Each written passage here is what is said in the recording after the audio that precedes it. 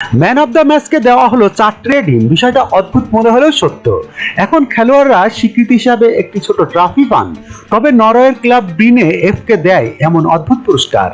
Norway দক্ষিণ পশ্চিম অঞ্চলের স্টারভাঞ্জার শহরের কাছে অবস্থিত এই ক্লাবটি 2003 সালের পর ফের শীর্ষ লিগে উন্নতি হয়েছে।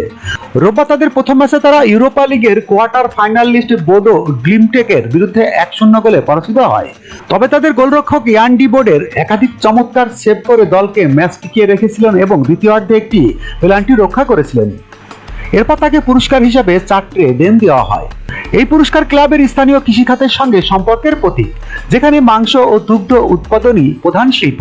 এই ক্লাব এতটাই কৃষিভিত্তিক যে সমর্থকরা মাঝে মাঝে স্লোগান দিয়ে বসেন, আমরা কৃষক, আমরা এতে গর্বিত।